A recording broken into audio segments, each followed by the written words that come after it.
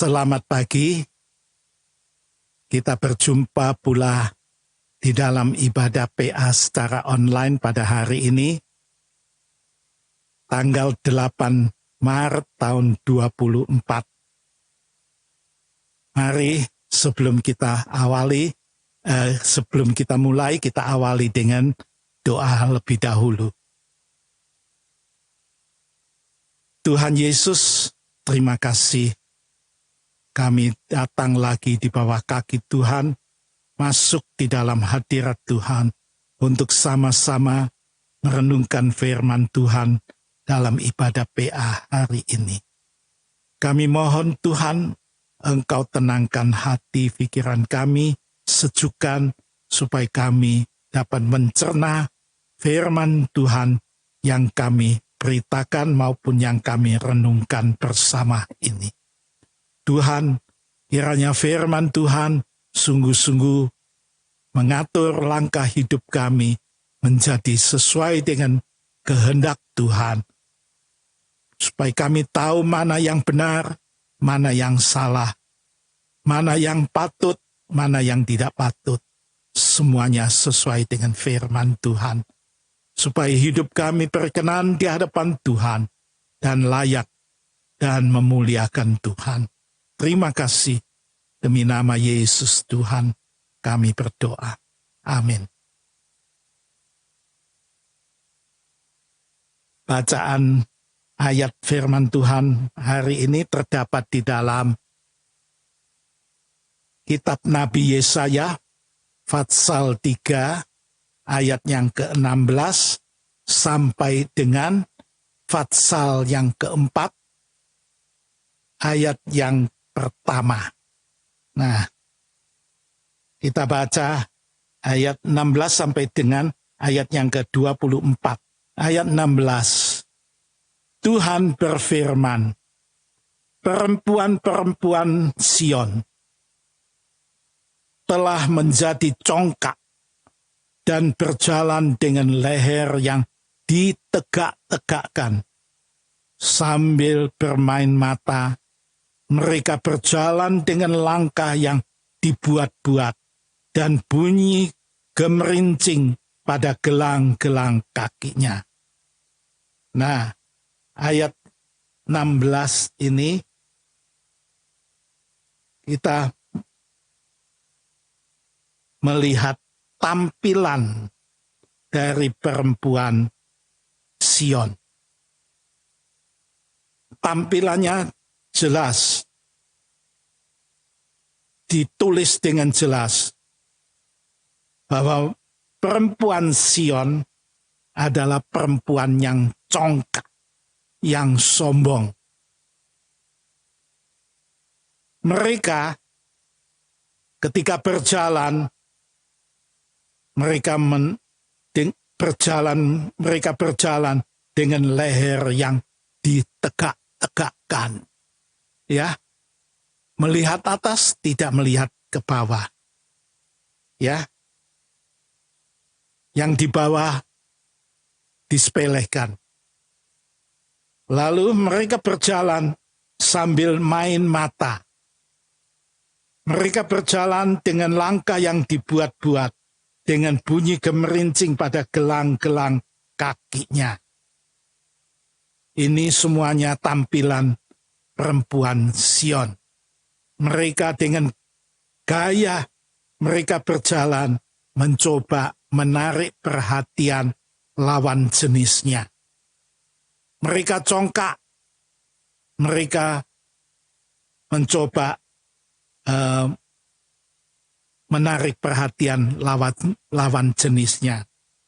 Kemudian kita lanjutkan ayat 18 sampai dengan ayat 23.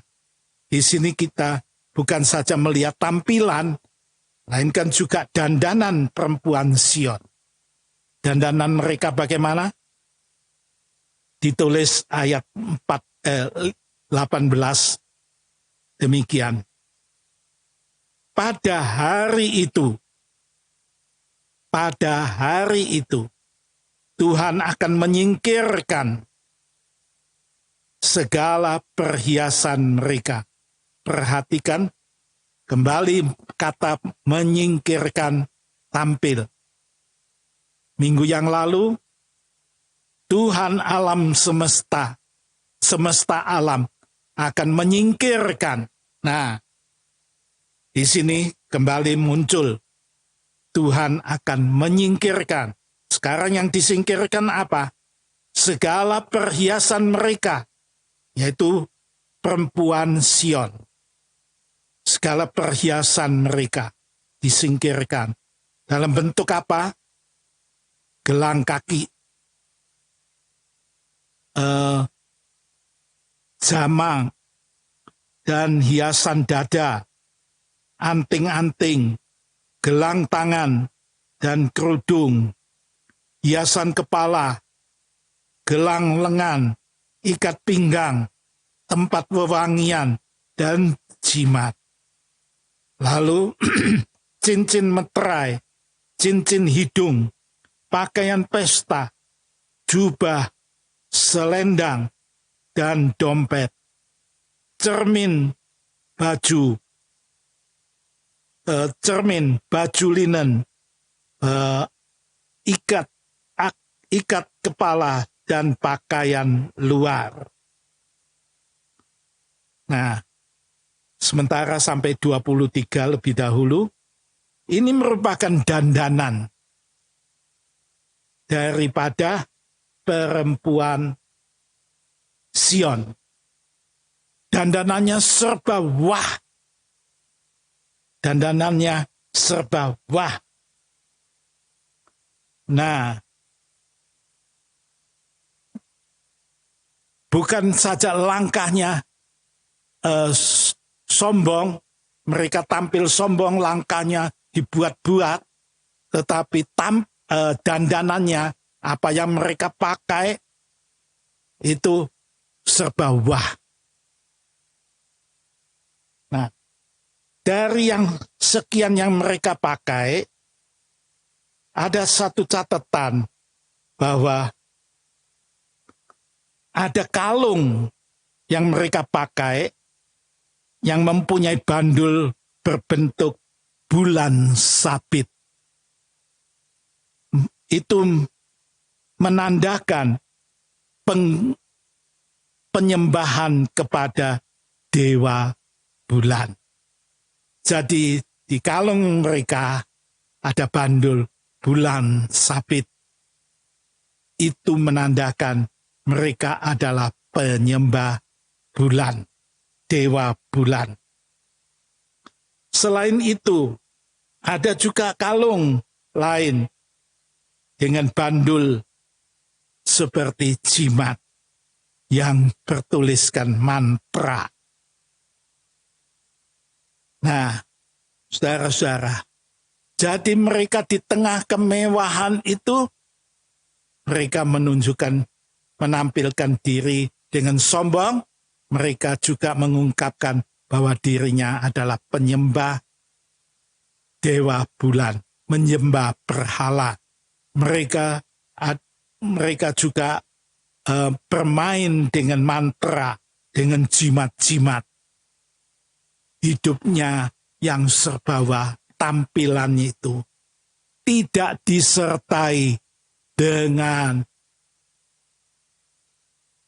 apa yang ada di dalam hati yang seharusnya mereka utamakan.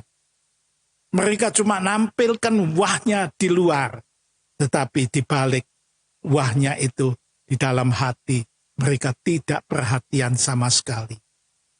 Ya, ini gambaran daripada perempuan Sion. Nah, bagaimana dengan tampilan ini? Kemudian kita melihat bahwa pada ayat yang ke-17, 18, dan 24, kita melihat hukuman Tuhan atas mereka, atas perempuan Sion itu. Kita melihat ayat yang ke-18 lebih dahulu. Tuhan akan menyingkirkan segala perhiasan itu. Pada hari itu, Tuhan akan menyingkirkan segala perhiasan mereka. Pada hari itu adalah pada hari Tuhan. Ya, hari Tuhan. Apa artinya? Yaitu pada hari Tuhan itu akan bertindak menyingkirkan atau melenyapkan musuh-musuhnya atau mereka yang melawan Tuhan. Dan pada hari Tuhan juga Tuhan akan memberkati umatnya yang setia kepada Dia. Jadi hari Tuhan menunjukkan dua peristiwa. Tuhan bertindak menyingkirkan yang jahat, membersihkan umatnya dari yang jahat. Tapi di sisi lain, Tuhan akan pada hari Tuhan akan memberkati umat yang taat dan setia kepada Dia. Nah, di dalam perikop ini, kita membaca dan merenungkan bagian yang pertama, bahwa Tuhan menyingkirkan. Apa yang disingkirkan? Tadi telah kita baca, segala perhiasan mereka. Segala sesuatu yang wah tampak luarnya. Indah, tertata rapi. Ya, semuanya ditata dengan rapi.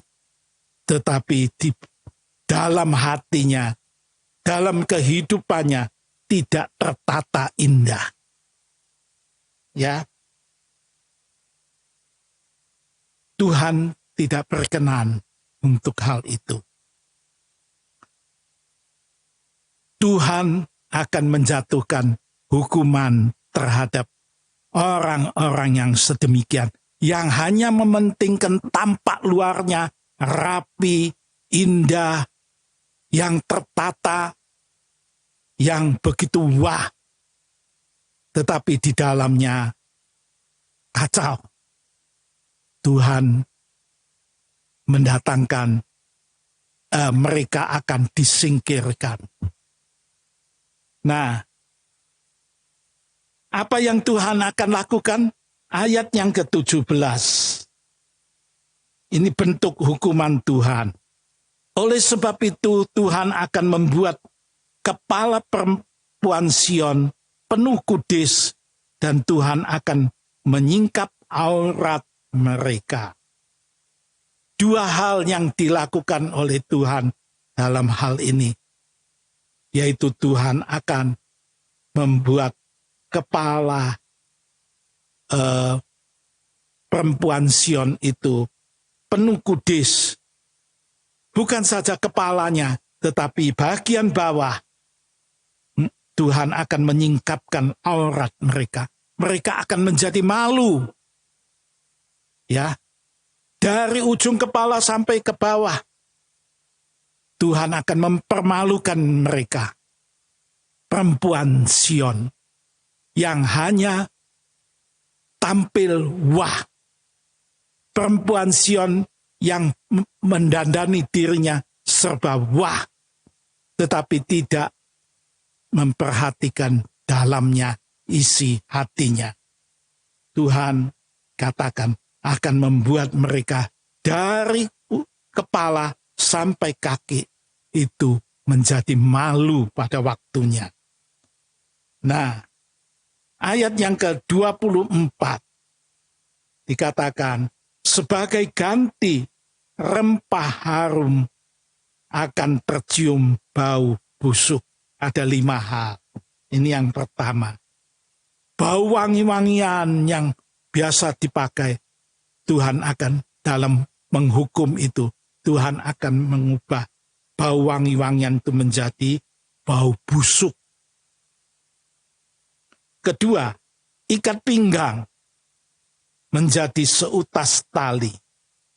dandanan rambut yang indah menjadi kepala yang gundul. Ya.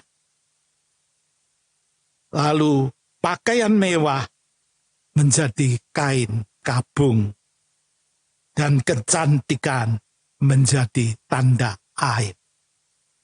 Itu bentuk hukuman Tuhan terhadap perempuan Sion yang tampilan dan dandanannya begitu wah, tetapi tidak memperhatikan isi dalam yang ada di hatinya. Nah,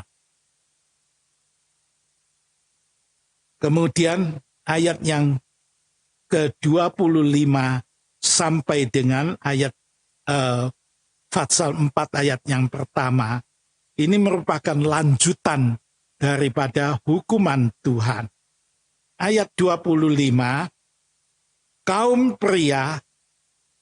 priamu akan tewas oleh pedang dan pejuang-pejuangmu oleh perang. Nah, orang laki-laki mereka tewas oleh pedang musuh.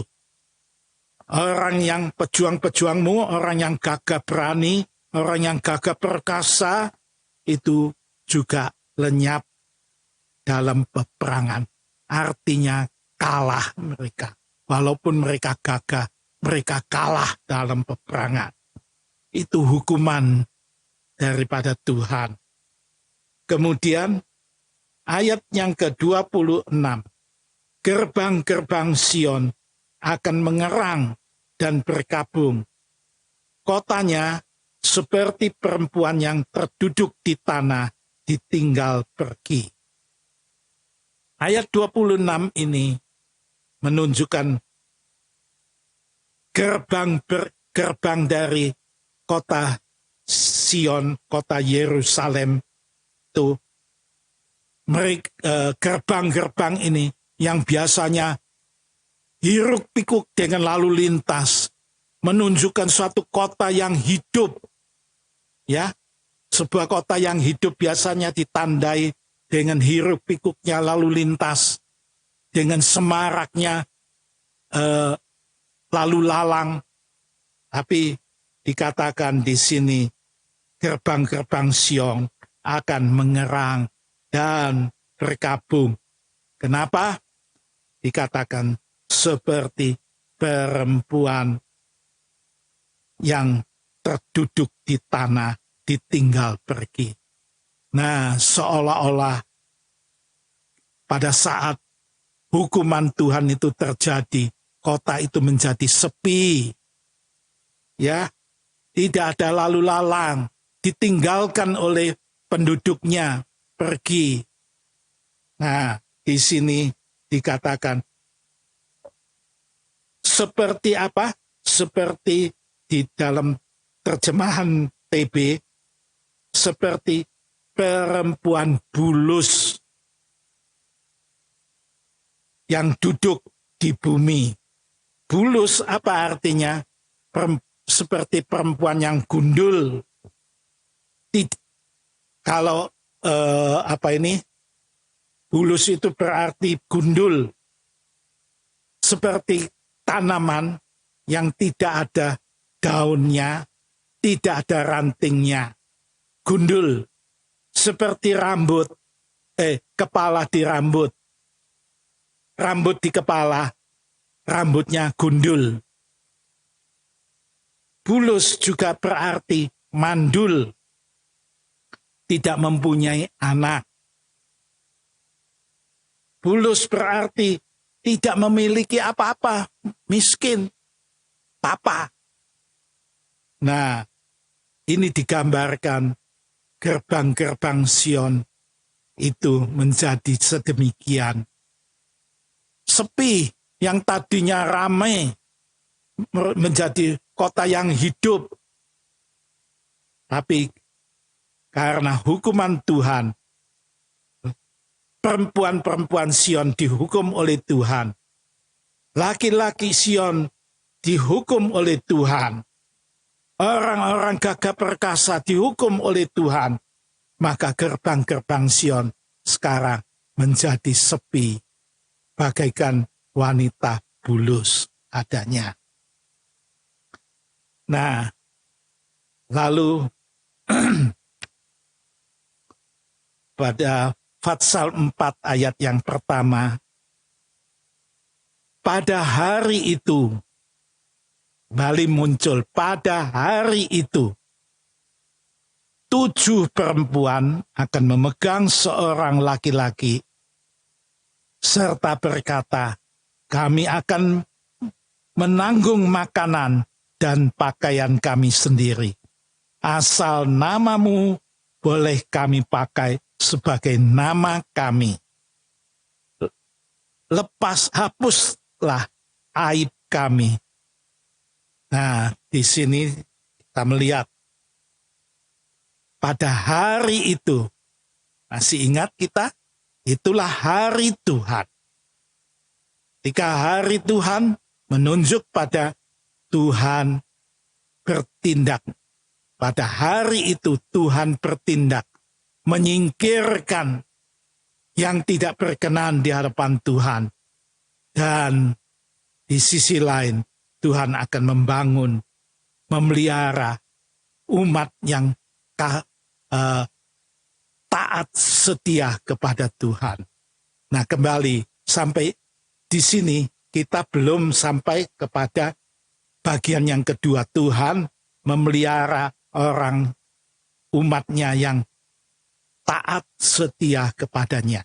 Kita cuma membicarakan pada bagian yang pertama. Tuhan pada hari itu, pada hari Tuhan, Tuhan menyingkirkan. Sekarang apa yang disingkirkan? Perempuan Sion. Laki-laki yang tewas. Pejuang-pejuang yang orang yang gagah perkasa yang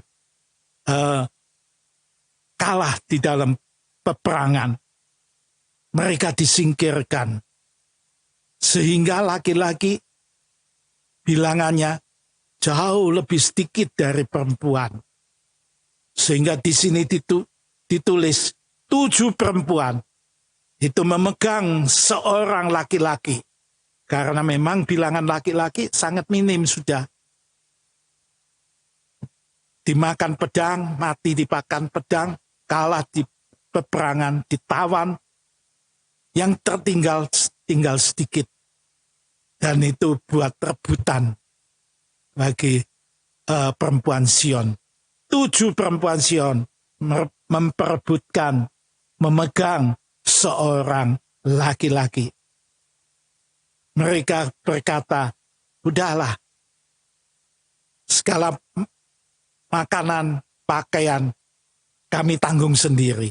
Asal kami boleh memakai namamu sebagai namaku. Sebagai namaku. Hapuslah aib kami. Perempuan Sion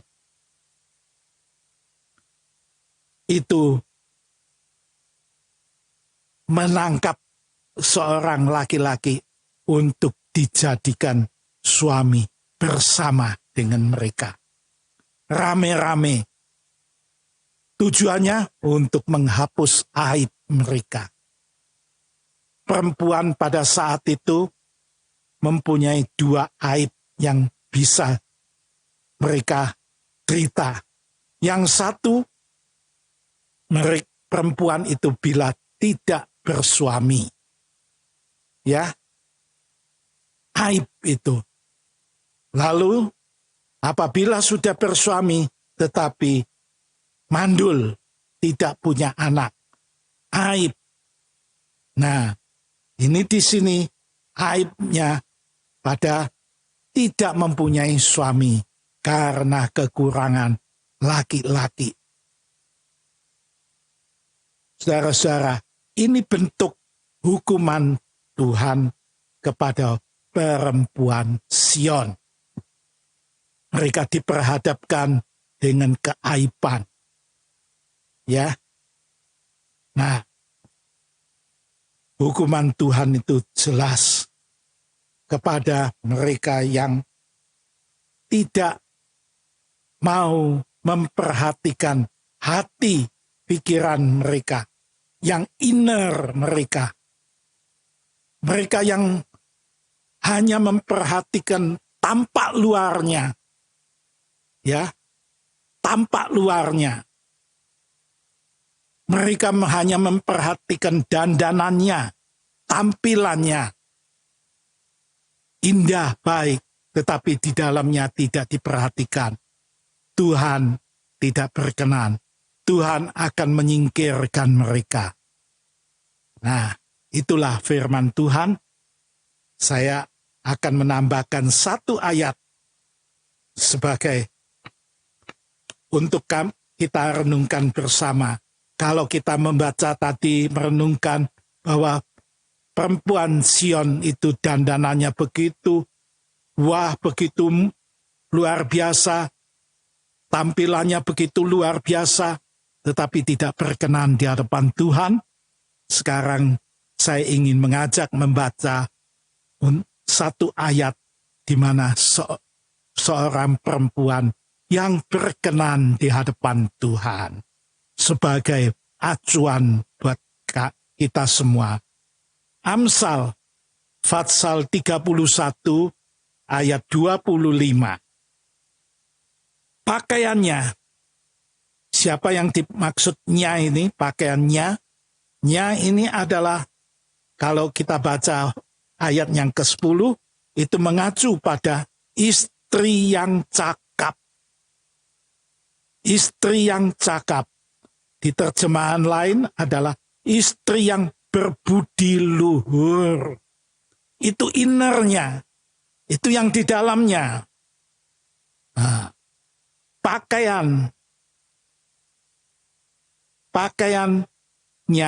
adalah kekuatan dan kemuliaan.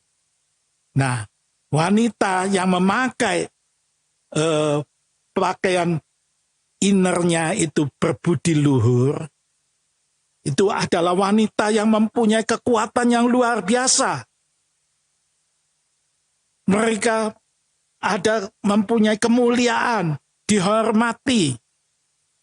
Nah, wanita ini, perempuan ini, ia tertawa tentang hari depan. Ya. Hari depannya ke depan banyak tantangan, banyak rintangan. Banyak hal yang tidak terduga. Tetapi perempuan yang pakaiannya itu adalah kekuatan dan kemuliaan. Menghadapi semuanya itu, dia tertawa. Ya, tertawa. Dia menghadapi masalah apapun, hari depannya, baik suka maupun duka, dengan tertawa, dengan senyum. Kenapa? Karena dia tahu Tuhan menyertai dia. Dia adalah wanita atau perempuan yang berbudi luhur. Itu kesukaan Tuhan. Tuhan pasti tidak meninggalkan perempuan yang demikian ini. Tuhan akan memberkati dia. Tuhan akan menyertai ke depan apapun yang terjadi. Akan dihadapi bersama dengan Tuhan. Dihadapi dengan tertawa, dengan senyum, karena tahu, yakin bahwa Tuhan beserta. Tuhan memberkati hidup perempuan yang berbudi luhur ini. Saudara-saudara, di hadapan Tuhan, kita semua layaknya sebagai perempuan yang pada waktunya akan masuk di dalam pernikahan anak domba Allah. Gereja Tuhan, umat Tuhan yang sungguh-sungguh itu adalah perempuan-perempuan di hadapan Tuhan. Yang jika hidupnya berbudi luhur, dia akan menatap bahwa pada akhirnya dia akan masuk di dalam pesta nikah anak domba Allah. Dia menghadapi semua dengan senyum. Tuhan menyertai dia. Amin. Mari kita tundukkan kepala, kita masuk di dalam doa. Terima kasih Tuhan, melalui renungan firman Tuhan hari ini, kami diperhadapkan dengan dua tipe perempuan yang bertolak belakang keadaannya. Yang satu, tipe yang satu seperti perempuan Sion, yang tampilannya congkak, yang tampilannya dandanannya serba wah. Tuhan, tapi mereka tidak memperhatikan innernya, hatinya, pikirannya yang menyimpang dari kehendak dan rencana Tuhan, yang menyimpang daripada firman Tuhan. Tuhan tidak berkenan. Pada hari Tuhan, Engkau akan menyingkirkan mereka dari hadapan Tuhan. Tapi tipe yang lain yang Tuhan berkenan berikan kepada kami, untuk dapat melihat tipe seorang perempuan yang berbudi luhur. Dikatakan dia tidak takut menghadapi hari depan. Dia menghadapinya dengan tertawa, dengan senyum, dengan bahagia, karena yakin bahwa sifat budi luhur ini adalah sifat yang berkenan di hadapan Tuhan. Dan itulah yang menjadi kekuatannya, itulah yang menjadi kemuliaan dalam hidupnya. Tuhan, pimpin kami untuk dibentuk menjadi perempuan-perempuan yang berbudi luhur di hadapan Tuhan, yang layak pada waktunya kelak masuk di dalam kerajaan surga, masuk di dalam pesta nikah anak domba Allah. Tuhan, terima kasih. Dengarkan doa kami, di dalam nama Yesus kami berdoa. Amin.